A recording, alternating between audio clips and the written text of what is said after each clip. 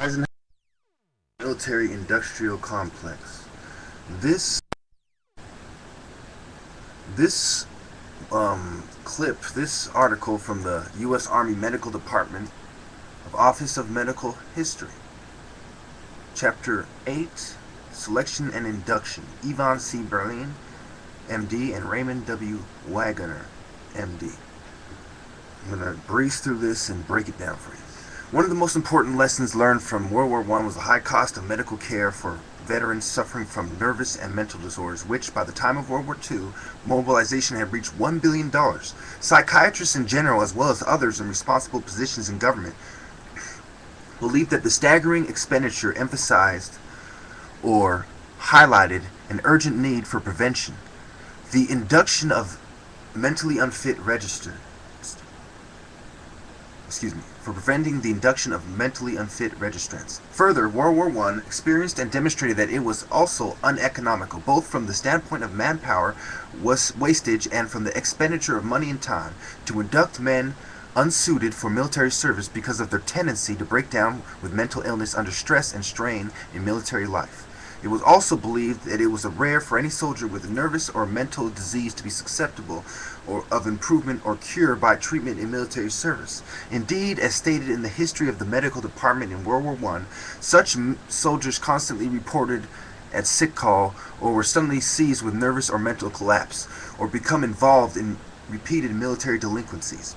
Moreover, while such men were ultimately discharged, they had nevertheless consumed the time and money necessary for the period of training, maintenance, and equipment, in addition to the expense of their care in military hospitals. The World War I history also pointed out another unfortunate feature of inducting such men. Not only was such induction fruitless from the standpoint of obtaining an effective soldier, but it was also a loss to the war effort on the home front, where, had these men been allowed to remain, they might have maintained their marginal adjustment and contributed something of value to the war effort. From these World War I experiences and their aftermath, it seemed evident that a major objective in the procurement of large numbers of men during the mobilization period of World War I was, on one hand, to select men who would be capable of good soldiers, and, on the other, to reject those unsuited because of mental illness or character disorder. Perhaps the most oft-quoted evidence to support which selection was the famous telegram by John J. Pershing, among Expeditionary Forces commander in France, to the Chief of Staff on 15 July 1918 as follows.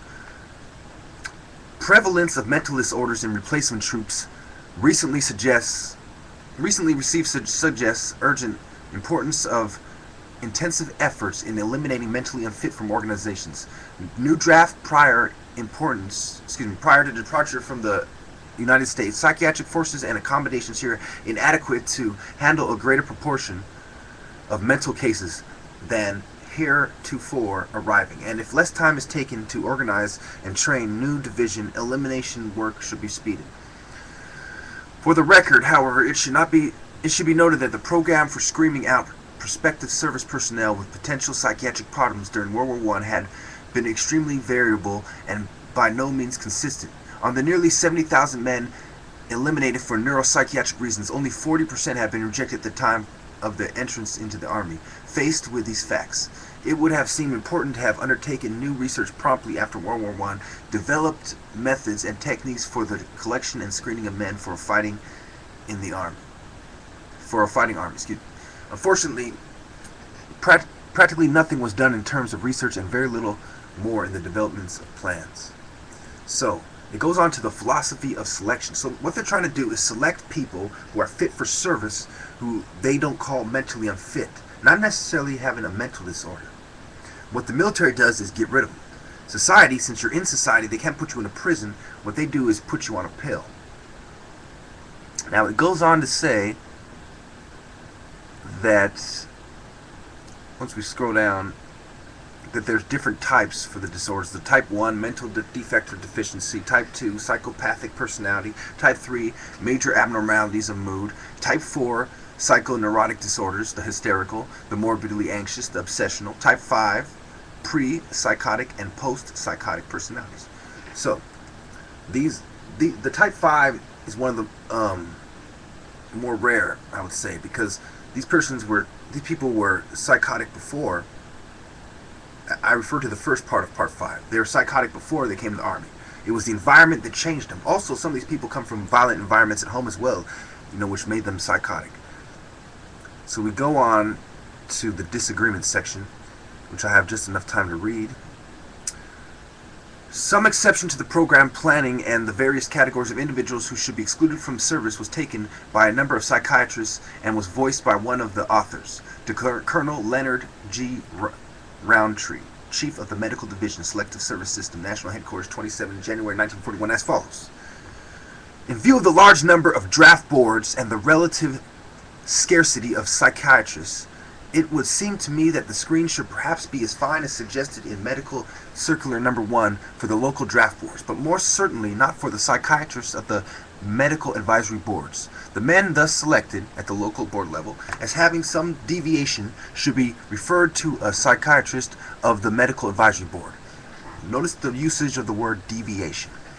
The psychiatrist should be allowed to use his own judgment in determining the fitness of a man for service. I am convinced that many men will be unjustly treated if fixed categories, such as included in medical curriculum number 1, are used to automatically exclude a man for service. Psychiatric patients might make far better than average soldiers if they would not be more or less automatically excluded because they had received psychiatric treatment. There are persons who could easily pass the examining boards, who would undoubtedly make a poor adjustment as a soldier. It boils down to the fact, then, that the must use his own judgment in a large degree to determine those who are psychiatrically service. His and social adjustment are important than his attention during a medical examination. The warning expressed in this letter and similar comments readily live, as is so strongly emphasized in the reply written over Colonel Tree's signature, dated 3rd February 1941.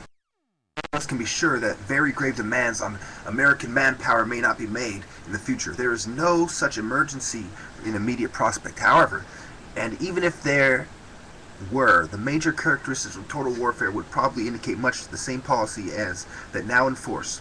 It is equally evident that we cannot depend solely on the undirected judgment of any particular psychiatrist to select those who would be inducted. It is perhaps reckless to try to induct people with great ability associated with unusual personality. A consideration of best utilization seems to indicate that they're finding a place elsewhere in the total defense picture. Now, it goes on to say, it said before I finished it right there, kind of sloppily, I apologize, but it is equally evident that we cannot depend solely on the undirected judgment of any particular psychiatrist to select those who will be inducted. So if the U.S. military didn't want to trust the judgment of a psychiatrist to put people in a war situation where they might get their head blown off, where you rely on the man next to you to stay alive, why should you rely on the judgment of a psychiatrist for anything, much less whether or not we should detain somebody or whether or not they have a mental disorder? So look at the types that I emphasized earlier. Mental defect or deficiency, psychopathic personality, major abnormalities of mood. So, when they were referring to mood disorders, what did they say? They said abnormalities of mood. The military themselves, it's a state of mind. The military themselves were referring to state of mind, not a mental disorder. You could make the argument that they were covering mood disorders, but why didn't they say mood disorder like they said in type 4, psychoneurotic disorder? Because the military knows this is some superficial bullshit used to control the sheep domestically. The whole idea of a war effort domestically is the military-industrial complex expanding their influence domestically to put their program there as well.